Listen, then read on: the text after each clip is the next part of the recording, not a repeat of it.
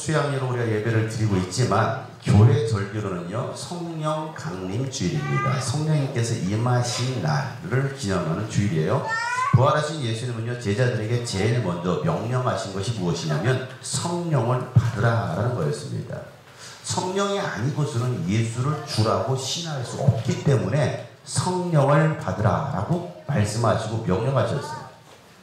예수님이 죽으시기 전 제자들은 대제사장들과 성전 경비병들에게 예수님이 잡혀 끌려가신 것을 보고서 모두가 달아났습니다. 그러나 수제자였던 베드로는요 멀찍이 뒤를 따라가 안나스 제사장의 뜰에서 예수님께서 신문 받으실 때에 불을 쬐다가 불멍하다가 자신의 신분이 발각된 것을 알고서 3번씩 부인하다가 저주하고 도망쳤습니다. 누가요? 수제자 베드로가. 그 전까지는 예수를 절대로 떠나지도 않을 것이고 예수님 가시는 것이면 어디든지 죽는 곳까지 따라가겠습니다라고 했던 베드로와 제자들인데도 예수님께서 십자가 고난을 당하시자 다 부인하고 떠나더라는 거예요. 좋을 때는 교회에 붙어 있을 수 있어요. 그런데 위기가 찾아오면 교회를 떠나는 사람들, 예수님의 주님이라고 그리스도라고 고백하는 것은요 이처럼 죽음과 맞바꿀 수 있는 절체절명의 위기입니다. 우리가 교회를 다니고 예수 믿는다고 하니까 우리는 너무 쉽게 믿는데요 절대 그렇지 않습니다. 생명의 위협을 당할 수도 있는 고백이 바로 주는 그리스도라는 겁니다. 이런 고백은요 진짜 믿음이 되지 않고서는요 고백할 수 없는 겁니다. 진짜 믿음은 하나님께서 주셔야 됩니다. 오직 성령으로만 할 수 있는 고백이 예수는 그리스도시요 살아계신 하나님의 아들이시라는 고백이에요. 따라서 할까요? 예수는 그리스도시요 살아계신 하나님의 아들이십니다. 네, 우리 삶의 현장에서 예수가 하나님이시라고 오직 예수를 통해서만 구원받을 수 있다고 고백하고 전도하는 것도 성령이 아니고서는 할 수 없는 고백이에요. 성령의 충만함을 받지 않으면요 직장이든 학교든 가정이든 예수 믿는 사람으로 살아갈 수가 없습니다. 그래서 예수는 반드시 성령을 받고 신앙생활을 해야 된다고 말씀하시는 거예요. 인간의 의지로 하나님을 믿는 것은요 한계가 있어요. 이 가운데는 인간의 의지로 이 자리에 앉아있는 사람들, 교회 나와주는 사람이 있을지 모르겠습니다. 내 생각과 감정과 의지로 교회 생활하는 것은요 한계가 있습니다. 종교성으로 어느 정도는 열심히 할 수도 있을지 모르겠지만 내 삶 전체를 하나님께 드리고 하나님께서 원하시는 삶으로 살아가려고 할 때는요 세상의 것을 포기할 수 없기 때문에 결국은 돌아서는 거예요. 왜 예수는 다 포기하라고 했잖아요. 다 내려놓으라고 했잖아요. 십자가 지라고 했잖아요. 이렇게 사는 것이 쉽지 않다는 거죠. 여러분 어떻습니까? 성령으로 신앙생활하고 계십니까? 아니면 내 힘으로 신앙생활하고 있습니까? 예수가 주인 되시는 주재권을 인정하십니까? 아니면 여전히 내가 주인 되어서 삶을 이끌어가고 있습니까? 예수님이 내 삶의 주인이 되신다면 모든 것을 주님께 맡기면 돼요. 그러나 내가 주인 되어 살아간다면 내가 모든 것을 책임져야 됩니다. 그러니까 주인이 누구냐에 따라서 인생의 결과, 영혼의 결과는 완전히 달라져요. 성경 예수님께서 말씀하십니다. 부자 청년이 있었어요. 부자 청년이 재산이 많이 모았습니다. 수고하고 땀을 흘려서 투자하고 그의 농사를 위해서 엄청난 수익을 냈습니다. 그래서 작은 곳간을 헐고 더 크게 지어 쌓아두자라고 말합니다. 주식에 투자해요. 비트코인입니다.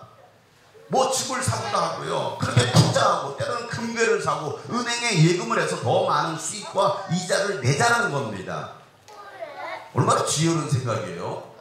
그런데 그날 밤 하나님께서 그 부자 청년에게 말씀하시기를 누가복음 12장에 보면 하나님께서 말씀하셨다. 어리석은 사람아 오늘 밤에 네 영혼을 내게서 도로 찾을 것이다. 그러면 네가 장만한 것들이 누구의 것이 되겠느냐. 자기를 위해서는 재물을 쌓아두면서도 하나님께 대하여는 부유하지 못한 사람들은 이와 같다라고 말하고 있습니다. 어리석은 자들이라는 거예요. 나를 위해서 열심히 잘 쌓아뒀는데 오늘 밤 내 영혼을 도로 찾으리.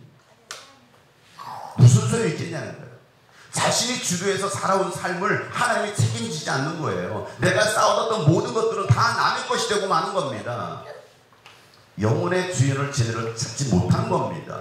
제대로 찾는 방법은 오직 성령을 통해서만 찾을 수 있습니다. 그러니까 성령으로 살지 않으면 오늘도 우리는요, 뭘 먹지? 뭘 마시지? 무엇을 입을까? 고민하고 어디 놀러 갈까? 연휴 3일인데 어디 놀러 갈까? 해외로 많이 나갔을 겁니다. 뭘 해야 재밌지? 라는 그런 유흥을 찾아 떠나는 거예요. 육신을 따라 사는 사람들은 이와 같이 유흥을 찾아 떠나는 겁니다. 근데 여러분, 그 영혼의 최후는요, 지옥, 형벌, 하나님을 떠난 죄에 대한 심판만이 그들을 기다리고 있다는 사실을 여러분 아셔야 돼요. 여러분, 우리의 신앙이 변절하지 않기 위해서는요, 성령의 인도를 받아야 됩니다. 오직 성령으로만 예수를 주님이시라고 고백할 수 있는 것입니다. 고린도전서 12장 3절 말씀에 그러므로 나는 여러분이 알려드립니다. 하나님의 영으로 말하는 사람은 아무도 예수는 저주를 받아라 하고 말할 수 없고, 또 성령을 힘입지 않고서는 아무도 예수는 주님이시라고 말할 수 없다라는 거예요. 성령이 아니고서는 예수가 나의 주인입니다 라고 말할 수 없다라는 거예요. 우리 아이들도 마찬가지지. 게임이 주인이 되어, 핸드폰이 주인 되고, 남자친구 여자친구가 주인 되고, 돈이 주인 되고, 세상의 유흥이 주인 된 사람들이 얼마나 많이 있느냐고. 왜? 성령으로 하지 않기 때문에. 부활하신 예수님의 제자들에게 예루살렘을 떠나지 말고 아버지께서 약속하신 것을, 이 성령을 기다려라 라고 말씀하십니다. 여러분, 예루살렘은 어떤 도시입니까? 예루살렘은 핍박의 현장입니다. 예수님께서 그곳에서 죽었습니다. 예수를 죽였고 예수를 따르는 자들을 잡아 죽일 수 있는 곳이 바로 예루살렘입니다. 근데 예수는 그곳에 머물라는 겁니다. 그래서 제자들이 두려워서 모두가 자기 고향으로 돌아갔어요. 예수님 때문에 당할 고난을 피한 거예요. 여러분도 예수님 때문에 당할 고난을 피하고 계시지 않습니까? 말씀대로 사는 것 때문에 당할 고난과 손해, 무거운 짐, 그래서 의도적으로 피하고 있잖아요. 제자들은 그 고난을 피해서 고향 갈릴리로 돌아갑니다. 제자의 삶을 사는 것은 어려운데 세상으로 다시 돌아가는 삶은요, 정말 쉬워요. 그리스도를 닮는 것은 어려운데 옛 모습으로 돌아가는 것은 너무 자연스럽고 금방 적응합니다. 여러분, 술, 담배를 끊는 것은 어려운데 다시 하는 것은 정말 쉽습니다. 경험해 보셔야 아시잖아요. 그래서 사람들은요, 쉬운 길을 택하는 거예요. 예수님도 마태복음 7장 13절 이렇게 말씀하시죠. 좁은 문으로 들어가거라. 멸망으로 이끄는 문은 넓고 그 길이 널찍하여서 그리로 들어가는 사람이 많다. 생명으로 이끄는 문은 너무나도 좁고 그 길이 비좁아서 그것을 찾는 사람이 적다라는 거예요. 이게 예수 말씀이에요. 진짜 예수님의 말씀대로 살아가려고 하는 사람은 많은 게 아니고 적다라는 거죠. 제자들은요, 좁은 문보다도 넓은 문, 좁은 길보다는 넓은 길을 택해서 세상으로 다시 돌아간 겁니다. 고향으로 돌아간 겁니다. 그렇게 고향으로 돌아가서 그들이 뭐 했습니까? 옛 직업을 찾아서 다시 고기를 찾고 있는 거예요. 그런 제자들을 찾아온 예수님은요, 그들에게 다시 한번 잃어버린 사명을 말씀하십니다. 다시 용기를 내라는 겁니다. 다시 사명대로 살라는 겁니다. 그래서 다시 용기를 냈던 제자들은요, 예수님 말씀대로 어디로 올라갑니까? 예루살렘으로 올라갑니다. 물론 마침 오순절도 다가오고 있었습니다. 부활하신 다음에 예수님은 이 땅에 40일을 계셨어요. 계시는 동안 예수님께서 하신 일이 있었습니다. 40일 계시는 동안 예수님 하셨던 일, 그 일은 제자들에게 여러 차례 나타나셔서 가르치는 거였어요. 뭘 가르쳤을까요? 이 땅에서 성공하는 법을 가르쳐 주셨을까요? 돈 많이 버는 법을 가르쳐 줬을까요? 세상적인 성공, 어떤 학교에 들어가야 되고 어떤 직장에 들어가야 되고 어떤 사람을 만나야 성공하는지를 예수님께서 가르치셨을까요? 여러분, 예수님의 가르침은요, 한 가지였습니다. 예수님이 40일 동안 머무셔서 제자들에게 가르치셨던 것은 단 한 가지, 하나님의 나라였어요. 왜? 이게 가장 중요한 겁니다. 사도행 1장 3절 말씀에 예수께서 고난을 받으신 뒤에 자기가 살아계심을 여러 가지 증거로 드러내셨습니다. 그는 40일 동안 그들에게 여러 차례 나타나시고 하나님 나라에 관한 일들을 말씀하셨다. 여러분, 부활하신 예수님은 제자들에게 하나님 나라에 관한 일들을 말씀해 주셨어요. 이것이 오늘 우리가 관심 가져야 할 일들입니다. 여러분의 관심사는 뭐예요? 어떻게 하면 많은 돈을 벌까? 아니면 하나님의 나라입니까? 어떻게 하면 내가 재미를 느끼고 살지? 이거일까요? 마태복음 6장 33절 말씀, 너희는 먼저 하나님의 나라와 하나님의 의를 구하라. 그리하면 이 모든 것을 너에게 더해 주실 것이다 라고 말씀하셨어요. 먼저 하나님의 나라와 하나님의 의를 구하라고 예수는 말씀하셨어요. 그러면 우리에게 필요한 모든 것들을 다 더해 주시겠대요. 그렇게 약속해 주셨어요. 그런데 많은 기독교인들이 하나님의 나라를 구하지 않습니다. 뭘 구할까요? 잘 먹고 잘 사는 법, 성공하는 법, 부자 되는 법, 이걸 구하고 있지 않습니까? 하나님의 나라의 일에는 관심이 없어요. 예수님은요, 제자들이 기도를 가르쳐 달라고 했을 때도 예수님 뭐라고 말씀하십니까? 하나님의 나라가 임하기를 위해서 먼저 기도하는 법을 가르쳐 주셨어요. 마태복음 6장 9절부터 10절이죠. 우리 주기도문 다 같이 시작. 하늘에 계신 우리 아버지, 그 이름을 그 나라, 그 뜻을 하늘에서 이루신 같이 땅에서도 이루어 주십시오. 기도를 가르쳐 달라고 하니까 예수님 이와 같이 기도를 가르쳐 주더라는 거예요. 그런데도 하나님의 나라와 그의 일에 관해서는요, 별로 관심이 없어요. 누가요? 교회 다니는 사람들이. 오로지 자기 일에만 관심 있는 사람들. 그래서 기도도 자기의 일을 먼저 구하고 그걸로 끝나는 사람도 상당히 많아요. 빌립보서 2장 21절 말씀은 이렇게 말씀합니다. 모두 다 자기의 일에만 관심이 있고 그리스도 예수의 일에는 관심이 없습니다. 지금 누구한테 얘기하고 있습니까? 교회 다니는 사람들한테 바울이 얘기하고 있어요. 그런데 디모데의 인품은 여러분이 잘 알고 있듯이 그는 자식이 아버지가 하듯이 복음을 위하여 나와 함께 봉사했습니다라고 말하고 있어요. 디모데는요, 담임 목사인 바울을 따라 복음을 위해서 함께 봉사했던 사람입니다. 바울은 하나님의 일에 미친 사람이었기 때문에 그 일에 믿음의 아들이었던 디모데가 함께 동참하더라는 거예요. 디모데 외에는 다 자기 일에만 빠져 사는 사람들, 자기 일에만 열심으로 살아가는 사람들, 말로는 크리스찬인데 하나님의 일에는 관심이 없고 자기 일에만 일주일을 보내고 한 달, 1년을 보내는 사람들이 많다는 겁니다. 그러니 그런 사람들을 통해선 하나님의 일이 나타나지 않는 거예요. 하나님이 여러분을 쓰시고 싶어도 쓰실 수가 없는 거예요. 찬양은 주가 일하시네, 주가 일하시네 이렇게 부르는데 정작 주님은 나를 통해서 일하지 않으시는 거예요. 왜? 하나님의 일에 관심이 없으니까. 성령의 메인 삶이 아니기 때문에, 성령 충만함이 없기 때문에 성령께 지배를 당하고 성령께서 지시하는 대로 살아야 되는데 그렇지 못한 종교인으로만 남아있는 사람들이 교회 안에 수두룩수두룩 가다라는 거예요. 그래서 세상 사람들은 그런 사람들 때문에 교회를 개독교라고 말하고 개독교인이라고 욕하는 거예요. 부활하신 예수를 만난 제자들은요, 예수님께서 말씀하신 대로 예루살렘을 떠나지 않고 성령을 기다리면서 간절히 기도했습니다. 사도행전 1장 14절 말씀이죠. 다 같이 시작. 이들은 모두 여자들과 예수의 어머니 마리아와 예수의 동생들과 함께 한 마음으로 기도에 힘썼다. 한 마음으로 기도에 힘썼다. 간절히 기도한 그들에게 드디어 오순절에 바람처럼 불처럼 성령이 임하신 거예요. 처음에는 500명이 모였는데 10일 동안 380명이 다 가버렸어. 어디 갔는지, 놀러 갔는지. 120명만 남은 채 그들이 모두가 기도하니까 성령의 충만함을 받더니 그 120명이 달라지더라는 거예요. 어떻게 달라집니까? 언어가 달라졌어요. 행동이 달라졌습니다. 담대히 복음을 선포하고 예수의 증인이 됩니다. 여러분, 세상이 달라졌나요? 환경이 달라졌나요? 달라진 것은 아무것도 없어요. 오히려 더 악해졌습니다. 핍박이 더 심해졌습니다. 그럼 무엇이 달라졌어요? 제자들이 달라진 거예요. 성령 충만함을 받으니까 마음이 달라지고 생각이 달라지니까 행동이 달라지더라는 거예요. 더 이상 두려워하지 않고 오직 담대히 예수가 그리스도라고, 하나님의 아들이시라고, 예수 이름을 통해서만 구원받을 수 있더라고 그들은 증문하기 시작하더라는 거예요. 환경은 전혀 달라지지 않았어요.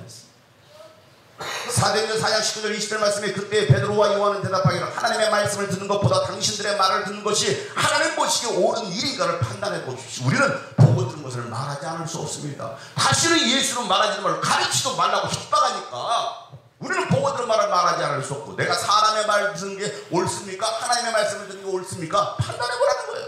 여러분, 겁쟁이 베드로, 배신자 베드로와 성령 충만함을 받으니까 달라지더라는 거예요. 핍박자 청년 사울도 부활하신 예수를 만나고 받으니까 이전과는 전혀 다른 사람이 되더라는 겁니다. 그래서 갈라디아서 1장 10절 말씀에도 내가 지금 사람들의 마음을 기쁘게 하려 하고 있습니까? 아니면 하나님의 마음을 기쁘게 해드리려고 하고 있습니까? 여러분 어때요? 사람의 마음을 기쁘게 하려고 하는 사람이요? 하나님의 마음을 기쁘게 하려고 하는 사람이요? 이게 중요한 질문 아닙니까? 나는 사람의 마음을 기쁘게 하려고 하고 있나? 나는 목사님의 마음을 기쁘게 하려고 하고 있나? 나는 하나님을 기쁘시게 하려고 하고 있나? 사람의 환심을 사려고 하고 있습니까? 내가 아직도 사람의 환심을 사려고 하고 있다고 한다면 나는 그리스도의 종이 아닙니다 라고 말하고 있어요. 저는 여러분의 마음을 여러분의 환심을 사려고 하는 사람이 아니에요. 사람을 기쁘게 하려고 하는 종이 아니라 하나님을 기쁘게 하고 싶은 종이 되고 싶은 거예요. 성령 충만함 받으면 예수의 증인이 됩니다. 영혼을 구원한 것이 삶의 주된 목적이 됩니다. 여러분 돈을 벌어도 공부를 해도 일을 해도 오직 영혼 구원을 위해서 하는 겁니다. 학교를 다녀도 급식 먹기 위해서 가는 게 아니라 전도하고 학교의 기도 모임, 예배하는 모임을 만들기 위해서 학교를 다닌다는 이 사명이 생기는 거예요. 이곳은 우리 중고등학생들, 대학생들 이런 비전이 좀 일어났으면 좋겠습니다. 다시 쉬운 몸이 일어나기를 기도하고 그 주체가 우리 학생들이 되기를 소망합니다. 여러분 중고등학교에서 예배할 수 있길 바랍니다. 대학교에서 예배 모임을 만드시길 바랍니다. 성경 공부 모임을 만드세요. 그저 학교 다니면서 애들하고 어울리고 못되기만 하고 다니고 그냥 유흥이나 즐기고, 여러분 유흥 즐기라고 여러분 대학교에 입학한 게 아니에요. 영혼을 구원하고 복음을 전하고 제자를 선포하고 여러분들이 대학교에 들어갔어요. 우리에게 성령이 오신 이유이고 여러분에게 성령을 부여주신 이유가 하나님의 일을 하라고 능력 주시기 위해서 오신 겁니다. 성령 임하시면 권능을 받습니다. 예수의 증인이 됩니다. 그래서 2장 10절 말씀, 우리는 하나님의 작품입니다. 선한 일을 하게 하시려고 하나님께서 그리스도 예수 안에서 우리를 만드셨습니다. 하나님께서 이렇게 미리 준비하신 것은 우리가 선한 일을 하며 사랑하게 하시려는 것이다라고 성경은 말하고 있어요. 여러분 선한 일을 하며 사랑하게 하시려고 여러분을 구원하셨고 여러분은 하나님의 최고의 걸작품으로 새로 만드신 것입니다. 이걸 모르면 그냥 막 사는 거예요. 교회를 다녀도 그럭저럭 사는 겁니다. 별 볼 일 없는 인생으로 살다가 그렇게 죽는 거예요. 여러분은 그런 무가치한 존재가 아니에요. 가장 보배롭고 존귀한 존재입니다. 어떻게 살 때요? 하나님의 선한 일을 하며 살아갈 때 가장 존귀한 존재가 되는 거예요. 여러분의 가치를 떨어뜨리지 마세요. 여러분의 존귀함을 떨어뜨리지 마세요. 하나님이 왜 우리를 구원하시고 우리를 새로 빚으셨을까? 하나님의 선한 일은요, 화해케 하는 일입니다. 하나님과 멀어진 영혼, 이웃과 멀어진 영혼을 화해케 하는 일을 하게 하시려고 하나님 여러분을 구원하시고 여러분의 성령을 보내주셨습니다.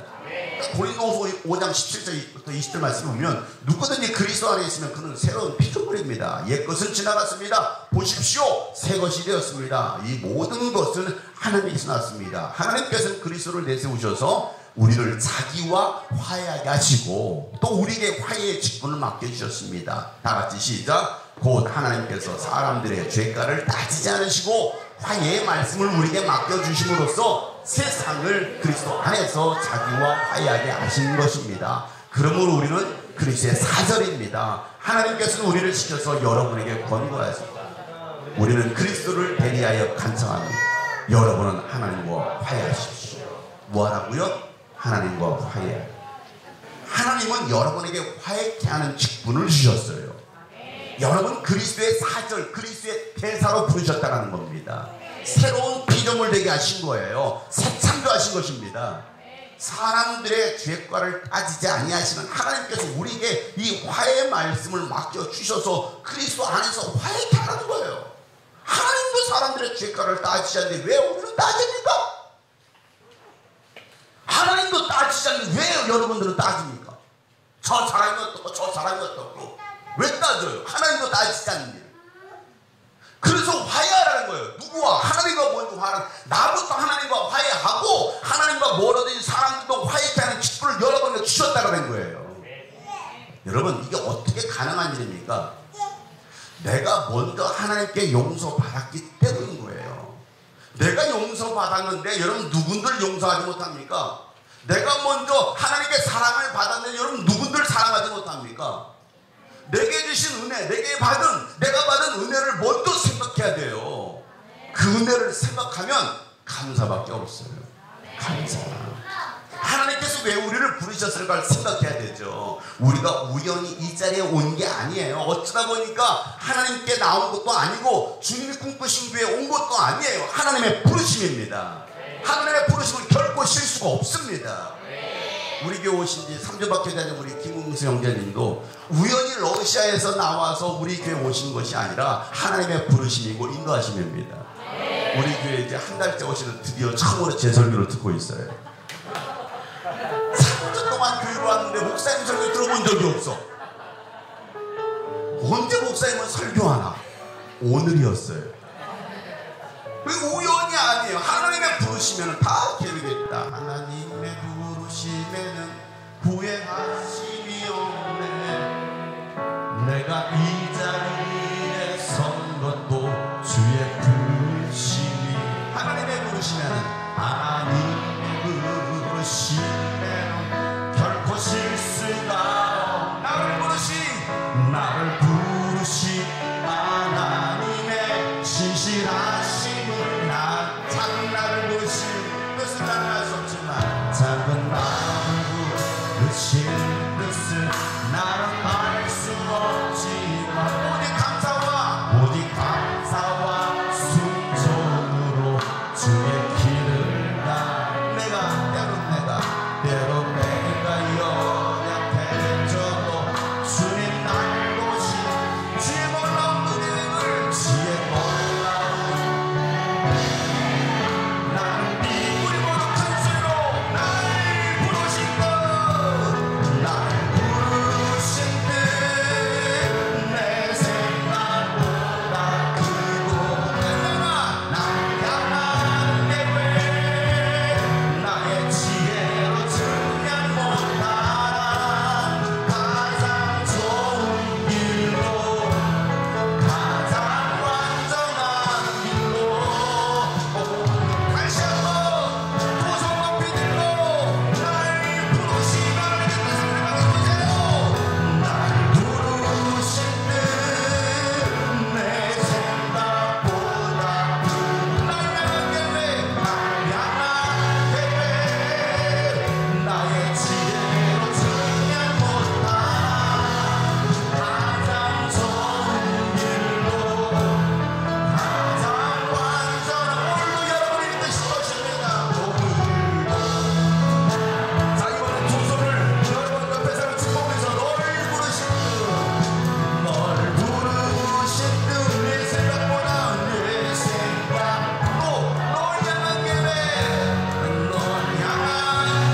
너의 지혜로 측량 가장 좋은 길로 가장 완전한 길로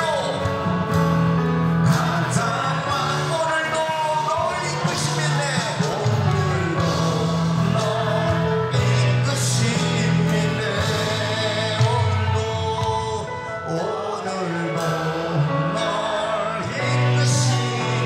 가슴에 두 손 얹고 오늘도 날 이끄시겠네.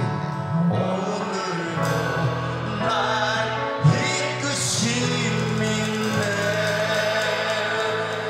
아멘. 하나님이 여러분을 부르셨습니다. 하나님의 부르심은 결코 실수가 없습니다. 그렇기 때문에 우리는 하나님의 그 부르심에 합당하게 살아가야 되는 거예요. 성령의 사람으로 살아가는 삶은 겸손과 온유함으로 서로를 깍듯이게 하는 거예요. 오래 참음으로써 사랑으로 서로 용납하는 거. 오늘 본문 2절 말씀 보세요. 겸손함과 온유함으로 깍듯이 대하십시오. 오래 참음으로써 사랑으로 서로 용납하십시오라고 말씀하고 있어요. 여러분, 겸손함과 온유함이 있는 사람이 상대방을 깍듯이 대합니다. 상대방이 나보다 나이가 어려도 존귀하게 여길 줄 아는 거예요. 겸손함과 온유함 있는 사람은요, 자기 목소리를 크게 내지 않습니다. 말하기보다는요, 듣는 것을 더 잘합니다. 그리고 뭐 할까요? 떠드는 게 아니고 기도합니다. 예수님도 도살장으로 끌려가는 양처럼 아무 말 없이 그 십자가의 길을 걸으셨어요. 순종했습니다. 그리고 기도하셨어요. 그런데 교만한 사람은요, 상대방을 배려하지 않습니다. 늘 그 말에 가시가 있어요. 깎아내립니다. 비아냥거립니다. 상대방의 의견을 무시합니다. 겸손하지 못한 사람이죠. 여러분, 그 모습이 그 사람의 인격인 거예요. 성령의 사람은 상대방이 나보다도 좀 부족해 보여도 깍듯이 대할 줄 아는 사람, 깍두기가 되세요. 깍듯이 대할 줄 아는 사람이 진짜 성령의 사람이고 겸손한 사람이라는 거예요. 빌립보서 2장 3절 말씀에 보면 무슨 일을 하든지 경쟁심이나 허용을 하지 말고 겸손한 마음으로 하고 자기보다도 서로 남을 더 낮게 여기십시오라 말하고 있어요. 당신이 나보다 훨씬 낫습니다. 옆에 사람 시작. 그렇게 말하면 그래 내가 나아 이게 아니에요. 이게 교만한 사람이라고요. 겸손한 사람은요, 그래 나보다 좀 모자라 부족해 보여. 그래도 당신은 훨씬 저보다 낫습니다. 어쩜 이렇게 아름다우십니까? 어쩜 이렇게 존귀하십니까? 이게 진짜 겸손한 사람이고 온유한 사람이고 성령의 사람이에요. 성령의 사람은요, 오래 참음으로써 사랑으로 서로 용납하는 사람입니다. 이해가 되지 않아도 사랑으로 오래 참는 걸 도저히가 안 돼. 저 사람 왜 저래? 도저히 이해가 안 돼. 그런데 사랑으로 오래 참는 게 언제까지 참아야 됩니까? 언제까지 참아야 돼요? 그런 소리 하지 마세요. 멀리 예수님 오실 때까지예요. 언제까지 참아야 돼요? 내가 변화될 때까지. 다른 사람이 아니에요. 내 성질이 죽을 때까지, 내 고집이 죽을 때까지. 여러분, 예수님 우리를 위해서 오래 참아주셨잖아요. 그래서 우리가 구원받은 거 아닙니까? 이 자리에 있는 것도 오래 참으심의 결과 아닙니까? 만약 하나님이 여러분 3번만 참으셨으면 어떤 일이 일어났을까요? 여러분 이미 끝났어요. 컨티뉴가 아니라 the end. 끝. 더 이상 없어. 성령의 사람은요, 사랑으로 서로 용납하는 겁니다. 다 따라서 하겠습니다. 그럴 수 있지. 제가 부족했습니다. 더 기도하겠습니다.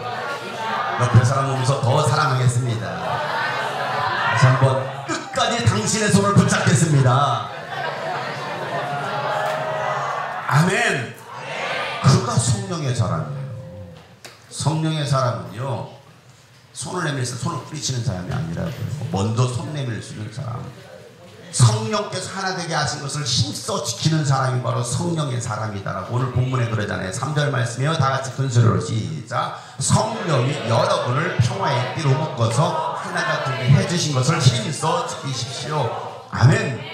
성령님은 이 교회 공동체를 평화의 띠로 묶으셨어요. 여러분들 근데 그 평화를 깨는 자는 누구예요? 마귀예요, 나예요? 뭐 나쁜 것은 무조건 마귀한테 다 돌려. 마귀 새끼 때문에 그런다고. 그 마귀 새끼가 혹시 내가 아닙니까? 그 평화를 깨는 자가 누구예요? 마귀 아니에요.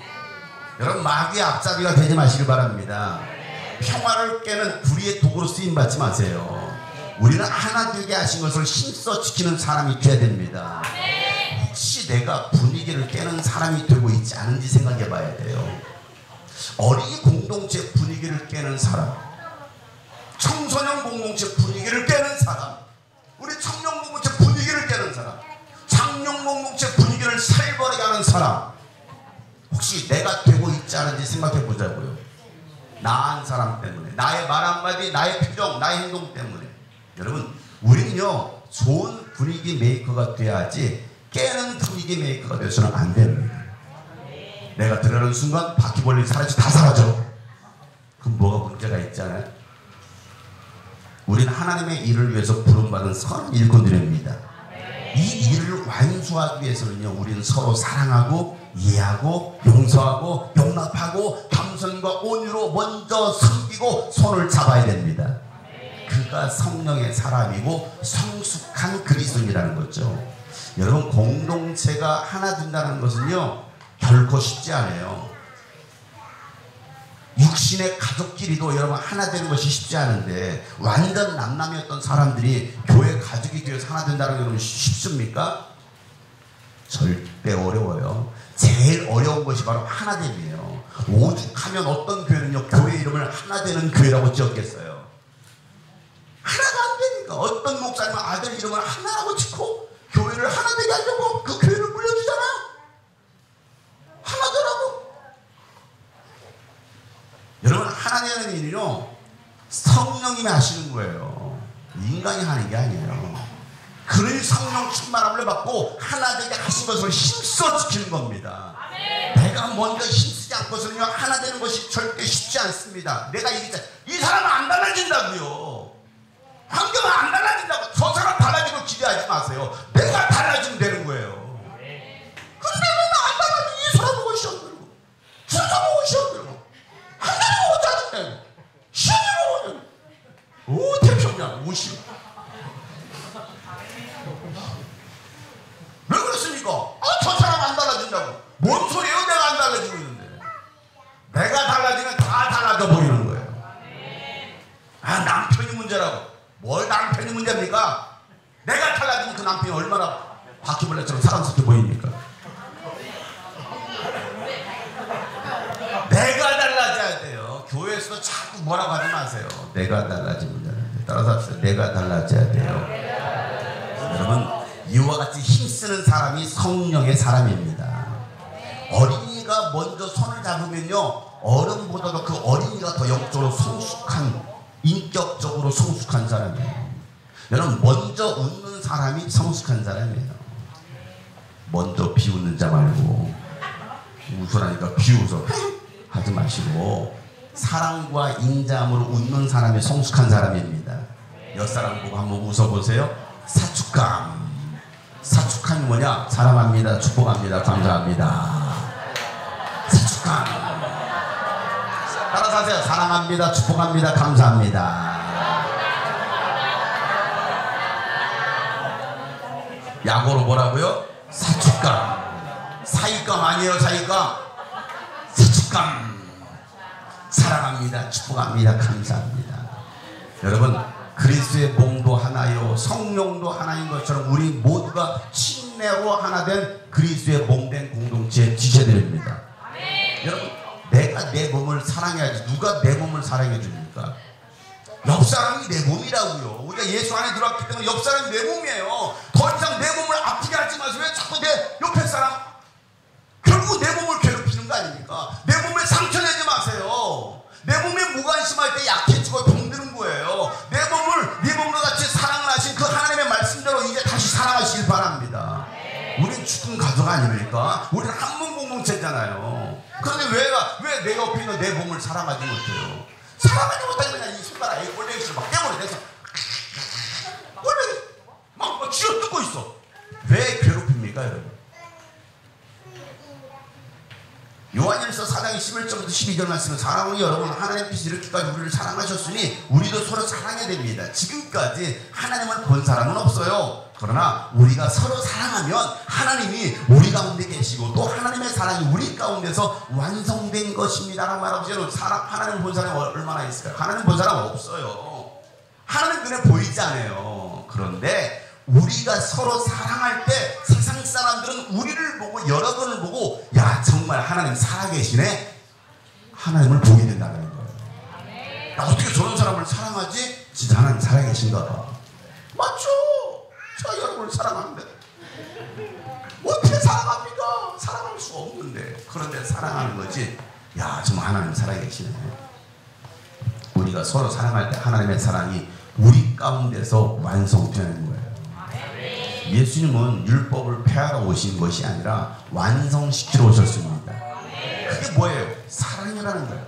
내가 하나님 아버지를 사랑한 것처럼 하나님을 사랑하고 너희를 사랑한 것처럼 너희도 서로 사랑하라. 이게 예수님께서 우리에게 주신 세계명 아닙니까?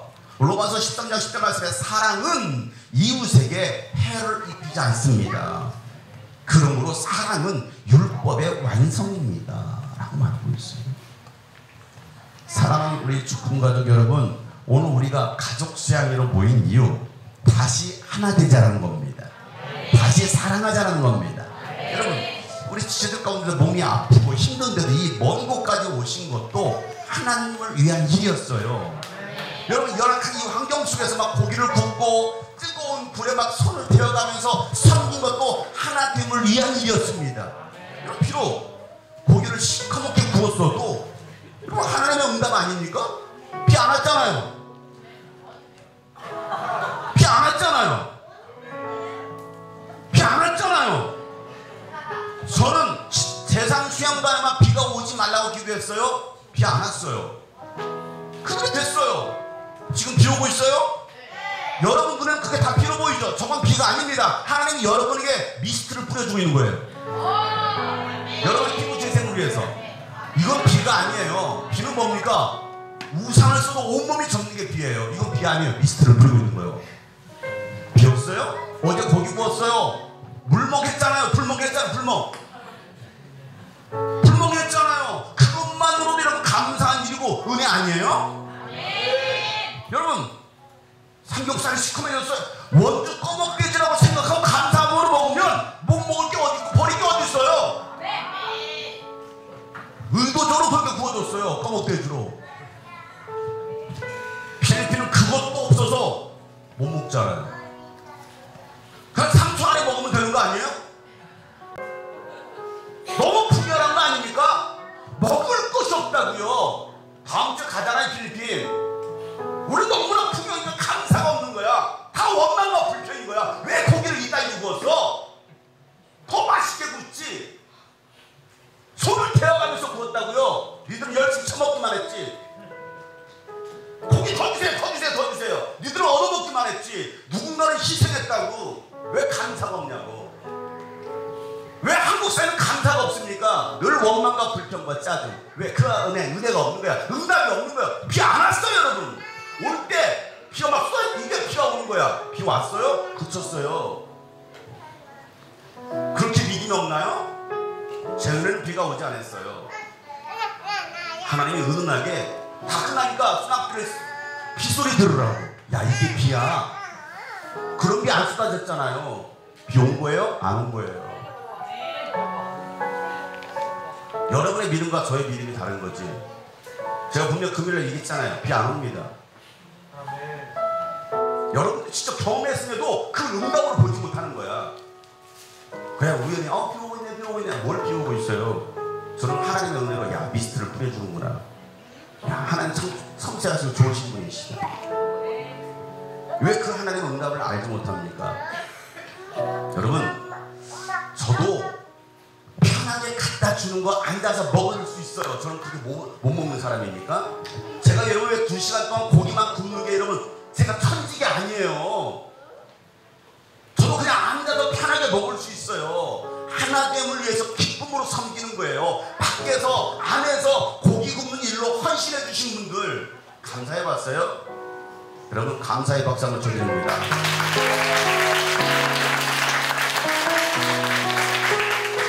내년부터는 안 구울 거야. 안 구워.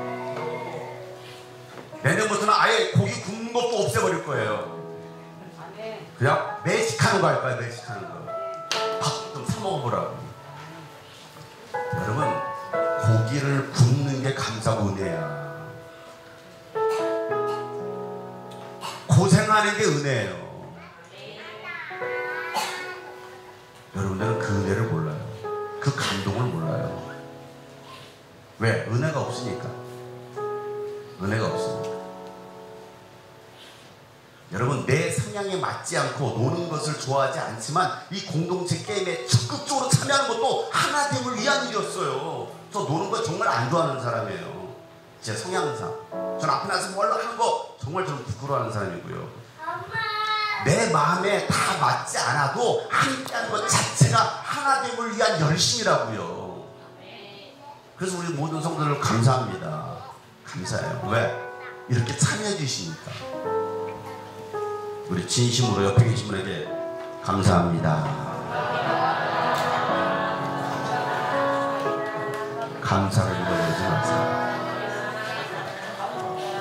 여러분 코로나가 가장 심할 때 야, 그 작은 거 하나도 감사한데 벌써 우리가 감사를 잃어버렸잖아. 감사를. 여러분 다시 한번 우리 함께 손잡고 갑시다. 함께 하나님의 나라의 일을 합시다. 하나님 일에 걸림돌이 아니라 기름돌이 됩시다. 여러분 이번 가족 수양회를 통해서 성숙으로 한 걸음 더 나아갈 수 있는 시간 되길 소망합니다. 다시 뜨겁게 사랑할 수 있는 회복의 시간이 되길 소망합니다. 부모와 자녀와의 관계가 회복되고 목회자와 성도의 관계가 회복되고 성도와 성도의 관계가 회복되는 시간이 되길 소망합니다. 하나님은 여러분을 통해서 그 놀라운 일을 행하실 겁니다. 그러면 뭐하자고요? 성령으로 하나 되게 하신 것을 힘써 지켜라. 힘써 지키지 않는다면 어떤 기적도 일어나지 않아요. 힘써 지키세요. 하나님이 일하시도록. 하나님이 일하시도록. 우리 걸어가는 이 길이 결코 처음 막는 길은 아니라 수천 년 동안 온 땅 곳곳에서 주의 땅 흔적이 있으니 우리 걸어가는 이 길이 낯설고 두려워 보일지라도 삶의 무게를 뚫고 흘러들어오는 주의 부활 생명을 봐. 우리 함께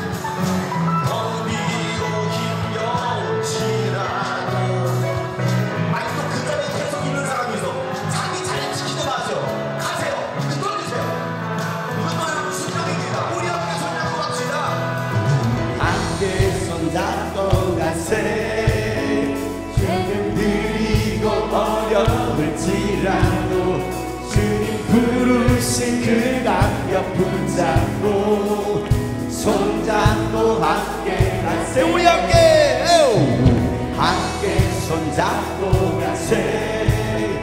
때론 버리고 힘겨울 지나고 주님 부르신 결단을 향하여 손잡고 함께 가세. 그렇습니다 여러분. 이 길 믿음의 선배들도 걸었고요, 우리 예수님도 그 길을 걸어가셨습니다. 여러분 주님과 함께 손 붙잡고 나갑시다. 낙심하지 마세요 여러분. 주님이 여러분을 붙드실 것입니다. 아멘. 우리 걸어가는 이 길이, 우리 걸어가는 이 길이 처음 만든 길은 아니야.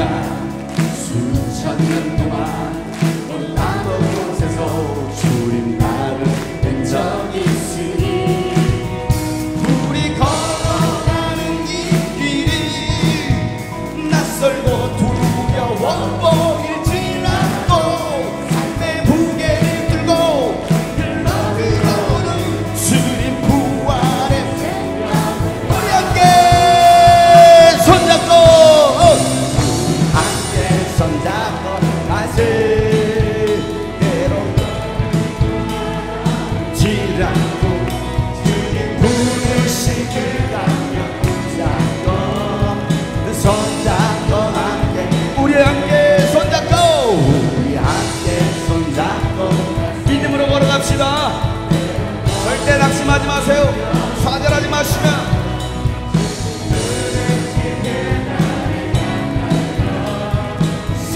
자, 손잡고 좀 높이 들고 손잡고 우리 함께 손잡고 우리는 하나입니다. 소금 그리고 어려울지라도 그 강력 붙잡고 손잡고 함께 가세. 우리 함께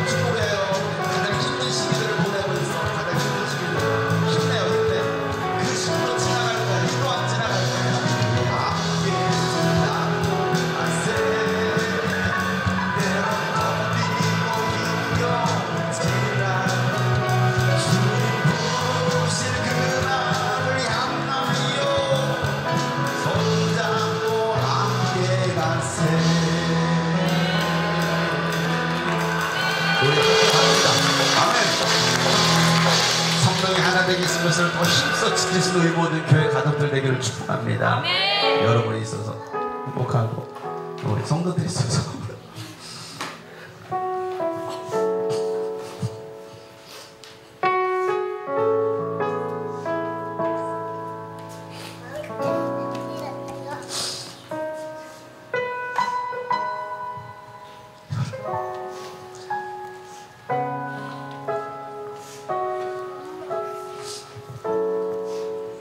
여러분 모두 다 존귀하신 분들입니다. 무가치한 분들이 아니라 정말 가치 있는 분들이고, 여러분들을 저에게 붙여주신 하나님께도 감사하고, 이 또한 지나갑니다. 지금의 그 힘든 시기들 다 지나갑니다.